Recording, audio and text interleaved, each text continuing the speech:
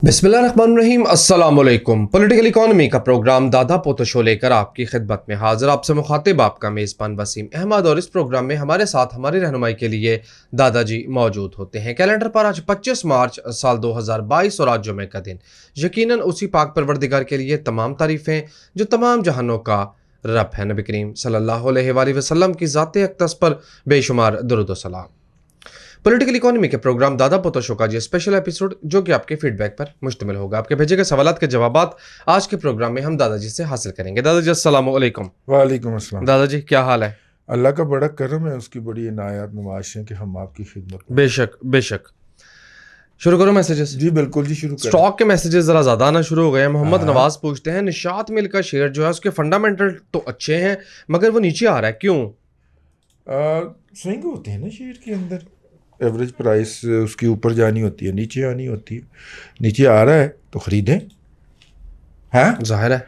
आहो ख़रीदें उसको, अगर वो नीचे आ रहा है तो। जी, लेकिन थोड़ा सा जो इन्वेस्टर्स हैं, ख़ासतौर पे अगर आप इन्वेस्टर माइंडसेट की बात करते हैं, ट्रेडर्स की बात मैं नहीं कर रहा, वो और चीज़ों को देखते हैं। मिसाल के तौर पे निशात मिल 80 रुपये का शेयर है और वो 4 रुपये सालाना डिविडेंड देता है, जबकि इससे आधी कीमत के जो शेयर्स हैं वो इससे ज़्यादा डिविडेंड देते हैं।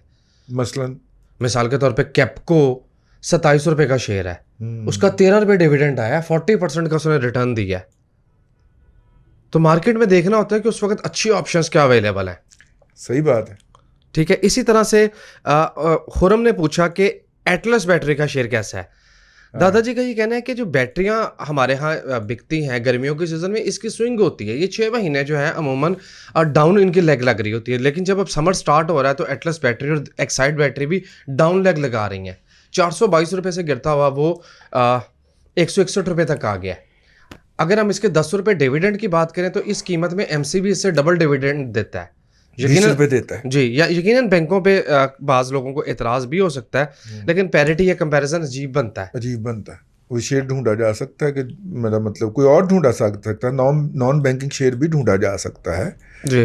और मेरा ख्याल है कि ये वाली चीज़ वो है जो कि हमारे दोस्तों को सीखने की ज़रूरत है। मैं आपको प्रोग्राम के बाद बताऊंगा कौन सा शेयर जो है ना वो लेने वाला है आजकल जी, वो बताऊंगा। हसन रजा जाफरी कहते हैं, दादाजी सागडार का इंटरव्यू सुना, वो 135 रुपये की कीमत डॉलर के मुकाबले में फोकस कर रहे हैं। हाँ। ये फरमाइए कि अगर उन्हें मौका मिला तो क्या वो 135 तक ले आएंगे? Number 2, this is the low he will set on it's an initial target. दूसरा, इसका इम्पैक्ट कैसे होगा जब 180 से डॉलर गिरता 135 पे आ जाएगा? मंजरनामा पूछ रहे हैं कि क्या मंजरनामा बनेगा। भाई बात ये है कि एक दफ़ा जब आप उसको, मैं वो बड़ी गंदी मिसाल ज़हन में आई थी लेकिन वो मैं देना नहीं चाह रहा। एक दफ़ा जब चीज़ ऊपर चली जाती है ना, आप उसे वापस भी ले आएँ तो उसकी वापसी मुस्तकिल बुनियादों पे नहीं होती। मैं आपकी मिसाल इसहाक डार साहब की आपको पेश कर देता हूँ।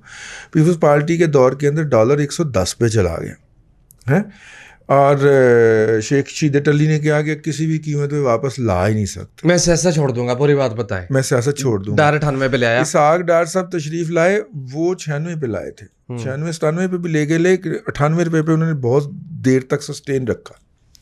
लेकिन फिर उनके होते हुए ही अगले 3 साल के अंदर वही डॉलर जो था वो 105 पे चला गया।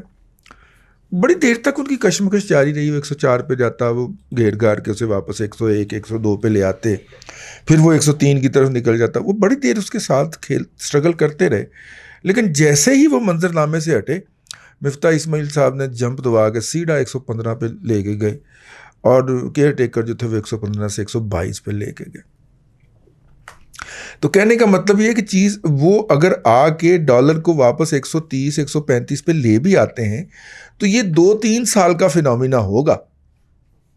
ठीक है। जितना पाकिस्तान का बैलेंस ऑफ पेमेंट जो है वो डिस्टर्ब है, जितना पाकिस्तान को आगे डेट सर्विसिंग में यानी कर्ज और सूद की अदायगी में पैसा देना पड़ना है, और जिस तरह पाकिस्तान की मईशत इस सारे मंजरनामे के लिए गियर अप नहीं है, ठीक, इसलिए उसी तरह मतलब अगले 3 सालों में अगर वो 135 पे लाते भी हैं तो ये दोबारा 160, 170 पे पहुंच चुका होगा। ये मेरा खदशात है और मैं गलत हो सकता हूँ, ये मेरे खदशात हैं, क्योंकि एक दफ़ा वो 180, 185 देखा है। तो अब आप उसको वापस लाएंगे तो वो कुछ दिनों के लिए रहेगा, फिर चला जाएगा। बिल्कुल उसी तरह जो पुराने ज़माने में बच्चा एक दफ़ा जो घर से भाग जाया करता था, फिर वो बार बार भागता था, बिल्कुल उसी तरह। लेकिन अगर वक्ती रिलीफ मिला भी, जैसे आप फरमा रहे हैं 2-3 साल का, तो काफ़ी नहीं होगा? इंपोर्ट बिल इस दौरान हम मैनेज कर लेंगे, इंपोर्ट आइटम्स हमें थोड़ी सस्ती हाँ, मिलेंगी। ज़ाहिर है इम्पोर्टेड आइटम्स जो है वो सस्ती हो जाएंगी कुछ लोग, लेकिन फिर वही बात है ना कि उसके लिए फिर इधर चाहिए, ऊपर मैनेजर चाहिए, शहबाज शरीफ जैसा, जो फिर डंडा चलाए, डांग चलाए कि ओए आपको $1 के एवज कम रुपए देने पड़ते हैं तो फी पैसे कम करो। जी। और वैसे भी उन्होंने ये नहीं कहा कि मैं 135 पे लाऊंगा, मैंने भी शायद वो क्लिप सुना था, उन्होंने कहा था कि मौजूदा हालात में डॉलर की फेयर प्राइस 135 रुपए से ज़्यादा नहीं बनती इस पाकिस्तानी मईशत के साथ। तो ये बात तो खाकसार भी बहुत दफ़ा कह चुके हैं। जी, एकेडी भाई ने भी ये बात की थी। अब तो जिनके कहने पे इसने डॉलर नीचे किया था वो कहना शुरू हो गया कि भाई ने इन्ना तो नहीं किया सी। हाँ, डॉलर नीचे नहीं, रुपया नीचे किया। दादाजी अपने पैसे तो नहीं, मतलब अपने डॉलर, ज़्यादा पैसों पे कैश हैं अपने? वो छोड़ो पर। अच्छा जी। मोहम्मद शबीर कहते हैं, दादाजी आप समझते हैं कि हुकूमत पाकिस्तान सऊदी गवर्नमेंट से रिलीफ लेके फ्यूल की मद में आवाम को पास ऑन कर पाएगी, क्योंकि हमारी इकोनॉमी तो डिपेंड ही फ्यूल पे करती है। कैसी मैनेजमेंट हुकूमत कर पाएगी? क्या कहा इसने? सऊदी अरब से हाँ तेल लेके आवाम को उसका कोई फ़ायदा, रिलीफ, कोई बेनिफिट पास ऑन कर पाएगी हुकूमत? देखिए, ऑयल की मार्केट इतनी स्लिपरी है, इतनी ग्रे एरियाज हैं इसके अंदर कि थोड़ा सा भी खेलने वाला हो तो वो बड़े आराम के साथ 8-10 रुपए का एवं ही रिलीफ दे सकता है, सिर्फ सिस्टम के अंदर से ही निचोड़ नचाड़ के ना 10 रुपए का रिलीफ तो बड़े आराम से दे सकता है। एक मेरी ये बात नोट रखी जाए। और अगर वो टेक्निकली इंटरनेशनल परचेज, जो कि बहरहाल उसका काम तो नहीं होता, वो तो प्राइवेट कंपनियों ने करनी होती है, लेकिन अगर वो प्रॉपरली इंटरनेशनल परचेजेस कर ले, प्रॉपर तरीके से कह रहा हूँ, सही वक्त पे बाइंग कर ले, तो 10 रुपए का रिलीफ वो वहाँ से निकाल सकता। तो ये 20 रुपए का रिलीफ तो निकलता है सिस्टम के अंदर से विदाउट डूइंग एनीथिंग। तीसरी बात आपको एक याद नहीं है, नवाज शरीफ एक लकी आदमी है। वो किसी ने कहा था ना, तुझे नवाज रहा है खुदा नवाज शरीफ। पीपल्स पार्टी के दौर के अंदर ऑयल की, खाम तेल की कीमतें $140 पे गई जी, 147 टू बी एग्जैक्ट। और जैसे ही इमरान नवाज शरीफ साहब बरसे इक़्तिदार आए, आलमी माहौलियात इस कदर बदला कि डॉलर सिर्फ $32 के ऊपर धक्के खा, $32 पर बैरल के ऊपर जो ऑयल था वो धक्के खाता फिर रहा था। याद है ना? जी, 26 का लो लगा था उस दौरान। ठीक है, तो लकी है नवाज शरीफ जो है इस मामले के अंदर कि चीज़ें खाम खा सीधी होती चली जाती हैं उसके हक में। मेरा ख्याल है ये, अगर आप जितनी की ऑयल की प्रोडक्शन शुरू हो गई है, कल को अगर जंग ख़त्म होती है तो ये फिर नीचे, तो रशिया का तेल भी तो कहीं खपना है ना। ईरानी तेल भी मार्केट में आ रहा है, ईरानी तेल भी आ जाएगा, और वो जो होगो शावेज का वेनेजुएला का तेल भी मार्केट में पड़ा होगा। तो ये तो भाईजान $20 से भी पहले नहीं रुकना, $20 फी बैरल से नीचे पहले नहीं रुकना ये ऑयल। इतने ज़्यादा ऑयल जो हैं वो मार्केट के अंदर दस्तयाब होंगे, और आगे जो वो हैं वो बिजली पे गाड़ियाँ चलाना शुरू हो गए। वो टेस्ला का जो है, क्या नाम है उसका, उसने मेड इन जर्मनी पहली गाड़ी जो है रिचार्जेबल, वो अमेरिका में उसके मालिकान के हवाले चाबियाँ की हैं।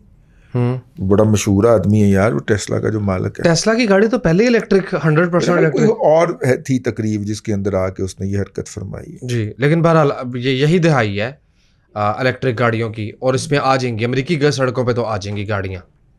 तो अमेरिका का तेल कौन खरीदेगा? हाँ, अमेरिका आप पे खरीदेगा।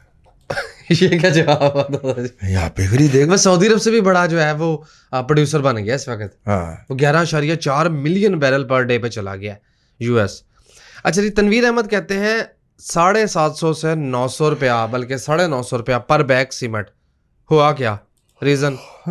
और क्या कीमत नीचे आएगी? कोयला पड़ गया जी, कोयला पड़ गया जी उसको। कोयले की कीमतें 426 का हाई लगा जी मंडी में। अब नीचे आ रही हैं जी, अब 350 350 के दरमियान हॉवर कर रही हैं, लेकिन गुजारिश ये है कि कोयले को तो $80 पे कोई नहीं पूछता था। 100 इसकी बहुत ज़्यादा कीमत कही जाती थी, वो वहाँ से उठ के 400 पे चला गया। यकीनन कोयले से जो जुड़ी मार्केटें हैं उसमें काफ़ी ज़्यादा हलचल देखी गई है, और आने वाले दिनों में भी सीमेंट सेक्टर पे से खदशात नहीं अभी भी टले। लिहाजा स्टॉक मार्केट में भी सीमेंट के शेयर ज़रा ध्यान से खरीदिएगा।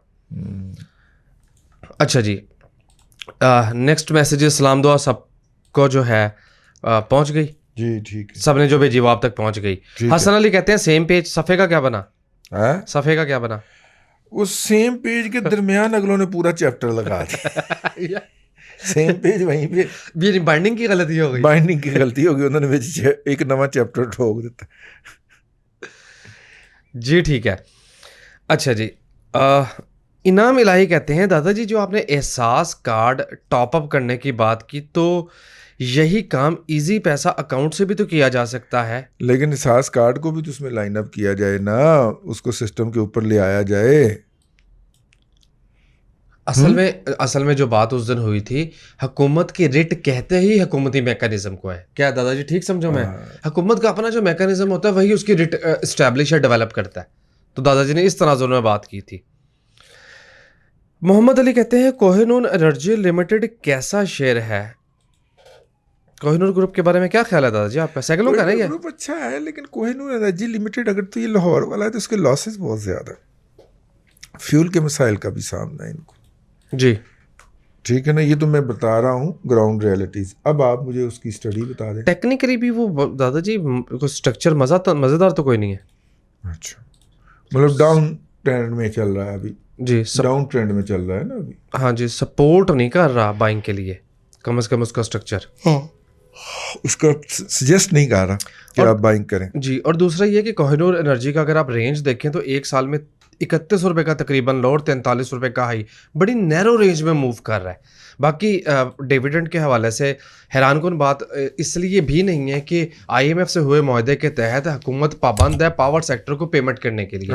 द मोमेंट वो पेमेंट्स आई, 52% का एक डिविडेंड, 77.5 का एक और 27.5 का एक डिविडेंड्स लंबे लंबे निकले, और उसकी वजह से पावर सेक्टर बहुत ल्यूक्रेटिव हो गया। मेरा ख्याल है सितंबर तक पावर सेक्टर मजीद ल्यूक्रेटिव रहेगा। सही। अच्छा जी, मोहम्मद शबीर कहते हैं दादाजी प्लीज़ गाइड कर दें कि रमज़ान में होने वाली लूट मार से कैसे बचा जाए। ये बड़ा अच्छा सवाल है। रमज़ान में जो अशिया की कीमतों में उतार चढ़ाव आता है, रमज़ान से एक दिन पहले शुरू होने से, फर्स्ट रमज़ान, सेकंड रमज़ान और थर्ड रमज़ान, इन 4 दिनों में आपने बाज़ार में नहीं घुसना, आप कामयाब होगा। और अपने दोस्त अहबाब को कह दे रमज़ान से हफ्ता पहले ख़रीदारी कर, ठीक है?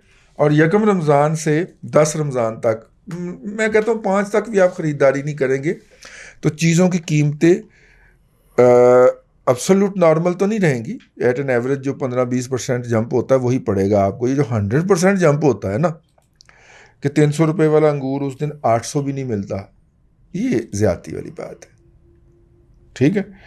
तो इसलिए जो है वो मैं अर्ज़ करूँगा बड़ी दस्त बस्ता कि बस जबर कर जाइए अपने ऊपर। इनवैलिड सोल्यूशन है आपका। क्यों? पहले रोजे की अफ्तारी से पहले ही तो ख़वातीन को याद आता है कि हाँ फलां चीज़ चाहिए थी, फलां चीज़ चाहिए थी भाई, अवॉइड नहीं आप कर सकते। हाँ, बस मैं यही मतलब कि है आपके लिए हो सकता काबिल अमल ना हो, लेकिन करना ऐसे ही पड़ेगा। एक तो ये तरीका है जी, ठीक है। और दूसरा तरीका ये, यार हम तली हुई चीज़ें खाते हैं, डॉक्टर हकीम पीटते रहते हैं। मैंने एक मसले के ऊपर डॉक्टर और हकीम को मुत्तफ़िक पाया, और होम्योपैथिक तीनों को, कि यार ये जो रोज़े के अंदर आप समोसे पकोड़े खाते हैं ना, यार ये हमारा इस्लामी शार नहीं है। ये वो प्रसाद वाली पार्टियाँ जिधर से हम कन्वर्ट हुए हैं ना, ये उनका था। अब छोड़ भी दो इसको यार, आज़ाद हो गए हो। मतलब अब 13वीं नस्ल चल रही है मुसलमानों की, अभी भी समोसा नहीं छोड़ा जा रहा। बेसिकली यार हमने अपने बचपन के अंदर देखा है, इतना लाज़िम मलज़ूम नहीं होता था। ये रिसेंटली सैटेलाइट आया है ना, सैटेलाइट टीवी आए हैं, और उनके ऊपर जो आया है तो उसने हमारी ईटिंग हैबिट को भी चेंज कर दिया। मसलन हमारे बचपन के अंदर मटन पुलाव, चिकन पुलाव और बीफ पुलाव, ये 3 होते थे। ये बिरयानी जो थी ना, ये मतलब कि साउथ से आए हुए कुछ घरों में जरूर पका करती थी, एग्जिस्ट तो करती थी, लेकिन इस तरह बिरयानी कल्चर नहीं था। बिरयानी, ठीक है ना। अब आप लाहौर में निकले, जहांगीर मुर्ग पुलाव वाला जो क़याम पाकिस्तान से लेके 80 की दहाई तक मुर्ग पुलाव बेचा करता था, वो तो उतों ही मुर्ग पुलाव नहीं लभन लगा, वो भी बिरयानी ला बैठा। ये क्या है? ये कल्चरल इन्वेजन है। हमारे सैटेलाइट टीवी के जरिए आई, उसने माइंड सेट ही चेंज कर दिया। ये समोसा भी और पकौड़ा भी और कचौरी भी जो है, ये हमारी अगली नस्ल बड़ी मरगूबियत से खाती है, जो कि इस सैटेलाइट टीवी की पैदावार है। क्योंकि माँ जो थी वो जान छुड़ाने के लिए उसको टीवी चला के देती थी, डोरेमोन के कार्टून लगा के। तो जिन्हें डोरेमोन के कार्टून वेखे ने, उसको इमरान खान हीरो ही लगेगा ना यार, जाहिर है। डोरेमोन से अच्छा जोड़ा है, डोरेमोन से अच्छा उसे जोड़ा। इमरान खान हैंडसम ही लगेगा ना यार। तो लेकिन वो डोरेमोन और वो नोबिता, वो तो बड़ी गंदी हरकतें करते हैं। डोरेमोन नोबिता जो है, अब वो मेरा मतलब है यार, मैंने एक दिन ना तय करके बकायदा रोजाना 4-4, 5-5 घंटे ना डोरेमोन वाले कार्टून देखे, और उसके बाद मैं इस नतीजे पे पहुंचा कि इससे वाहियात और फजूल कोई चीज़ ही नहीं है। लेकिन यार उन बच्चों का क्या हुआ होगा जिसकी पूरी नस्ल इस पे परवान चढ़ी है, वो फिर यूथी बने ना जी। ठीक है, अच्छा खैर, ये जो है मतलब बात नहीं करनी आती डोरेमोन के कार्टून देखने वालों को, अल्फाज प्रॉपरली डिलीवर नहीं कर पाते, अंग्रेज़ी उर्दू दोनों की बात कर रहा हूँ। फरार ढूंढते हैं, क्योंकि डोरेमोन जो है वो भी बेचारा भागता ही रहता है, कभी वो अपने दोस्त से डर के और कभी वालिदैन से डर के। ये भी शदीद किस्म के डरपोक हो जाते हैं, ये उसके साइकोलॉजिकल इम्पैक्ट आते हैं। अच्छा, फरार होने वालों की पनाहगाह तो फिर नशा ही होती है। हाँ, अच्छा, तो फिर दूसरा इसी तरह ना हमारे यहाँ ये भी एक कल्चरल इन्वेजन हुआ है। तो इस कल्चरल इन्वेजन को अब निकालने की जस्तजू तो करनी पड़ेगी ना आपको। यानी हमारा जो ये ज़मीन है, इस ज़मीन के ऊपर रहने वाले जो इंसान हैं, वो ये सजेस्ट करते हैं कि जब आपका मैदा इतने अरसे तक खाली रहे तो उसमें ऐसी चीज़ जाए जो ठंडक डाले और निज़ाम इन्हज़ाम को बैलेंस करे, क्योंकि उसके अंदर कोई चीज़ नहीं गई पिछले कम से कम 16-18 घंटे से। और तुख मलंगा या बलंगू भी उसको हम बोलते हैं, वो 1 चम्मच आप पानी के अंदर घोल के पी ले तो पूरे आपके सिस्टम को ठीक कर देगा। हमारे बच्चों को नफरत हो गई है इस यार, रूह अफ़ज़ा के अंदर अगर वो डाल दें तो वो नहीं खाते भी जी, ठीक है ना। तो जो एक्चुअली इसलिए फिर उन्हें सनस्ट्रोक भी हो जाता है। जब वो पेप्सी से रोज़ा खोलने की कोशिश करेंगे तो पेप्सी इस इलाके का मशरूब नहीं है। इस इलाके का मशरूब जो है वो धनिया पुदीने का शरबत है जी, है। और हमारे यहाँ बाकायदा शर्मिंदगी का बायस है कि तुसी धनिया पीना शुरू हो गए। तंज होती है, जुगत होती। तो जब आप अपने ज़मीन के फलों पे, सब्जियों पे, खुशबुओं पे इतना माजरत खाना रवैया अख्तियार कर लेंगे और बाहर से आने वाली बिरयानी को बिठा के और पुलाव को फारग कर देंगे, तो फिर आप बीमारियों का शिकार होंगे जी, फिर रोज़े में मुश्किलात का शिकार होंगे। बात लंबी हो गई, लेकिन ये वो है, ये जो समोसा पकोड़ा वो कल्चरल इन्वेजन है जिससे आपको और हमें निजात पानी चाहिए। और इसलिए भी ज़रूरी है कि जिन लोगों ने ये दरियाफ्त किया था या जिनका ये खाजा है, वो उस वक्त का खाना स्किप करते हैं जिस वक्त वो समोसा खाते हैं। दुबई गए थे ना, जी, जी, दुबई के अंदर वो 2 समोसों की अगर एक प्लेट लेके खा रहे हैं, ठीक है, हमारे इंडिया से आए हुए जो वहाँ पे एक्सपेट्रिएट हैं, तो उन्होंने जाके फिर रात को खाना नहीं खाना। ये नहीं है कि 3 बजे 4 बजे बल्कि 5 बजे जाके समोसा भी खाता है तो रात को सोने से पहले ब्रोस्ट भी तुना है और लंच भी किया हुआ है। तो फिर पता चलेगा कि 39 साल की उम्र के अंदर सोए थे, सडन हार्ट अटैक हुआ। फिर यही होता है। मैंने पाव भाजी कह रहे थे उसको, कुछ इस तरह का लफ्ज़ बोलते हैं। तो वो इसलिए जिनका खाजा है या तो उनके एटिकेट्स में जाके खाइए, और अगर आप उसको लोकलाइज कर अपने पर्सनलाइज करना चाह रहे हैं तो फिर देखें उसकी डाइट वैल्यू क्या है। आपके मैदे को भी काम करना चाहिए। ये हो सकता है पहले 30-35 साल आपको पता ना चले, लेकिन जब पता चले तो अल्लाह मियाँ गलती की गुंजाइश ही ना दे आपको, है। तो इसलिए मोहतात। आज के दिन का आखिरी मैसेज पढ़ रहा हूँ पीर आजम का। कहते हैं दादाजी आपके कहने पर मैंने 100 रुपये फी किलो के हिसाब से चावल स्टोर कर लिए अपने इस्तेमाल के लिए। अब 200 रुपये रेट है तो मैं 100 रुपये वाले चावल ही इंजॉय खुशी कर हो रहा हूँ। रही है। कहते हैं मैं चूंकि देहात में एक बहुत बड़े खानदान में रहता हूँ और हमारे घर सालाना चीनी के 12 तोड़े थैला जो होता है 50 kg वाला वो इस्तेमाल होता है। फरमाइए चीनी खरीद के रख लूँ?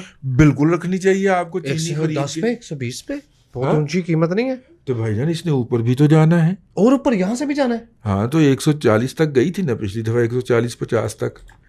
अगरचे सीजन की क्लोजिंग पे गई थी लेकिन गई तो थी। याद आया है ना? सही। तो चले 100 रुपये बचत नहीं होगी तो 50 रुपये पर केजी बचत तो हो ही जाएगी ना आखिरी महीनों में जाकर। और कंजम्पशन भी जाहिर है आपकी अच्छी है। हाँ तो इसलिए ज़रूर रखें। बस जी वाइंड अप कीजिए।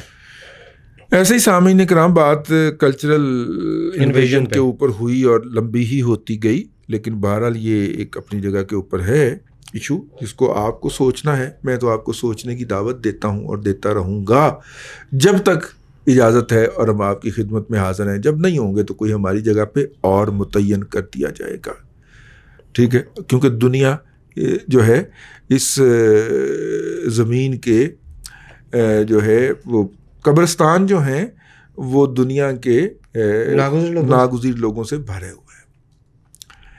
अल्लाह आपको आसानियाँ अता करे और आसानियाँ खल्क़े खुदा में तकसीम करने की तौफीक अता। आमीन। दादाजी बेहद शुक्रिया। नाज़रीन किराम पॉलिटिकल इकोनॉमी का प्रोग्राम दादा पोतो शोर स्पेशल एपिसोड जो कि आपकी फीडबैक पर मुश्तमिल थी आप देख रहे थे। मैं उम्मीद करता हूँ कि आज की एपिसोड आपको पसंद आई होगी। वसीम अहमद को दादाजी के साथ इजाज़त दीजिए। आपसे मुलाकात होगी कल तक के लिए अल्लाह हाफिज़।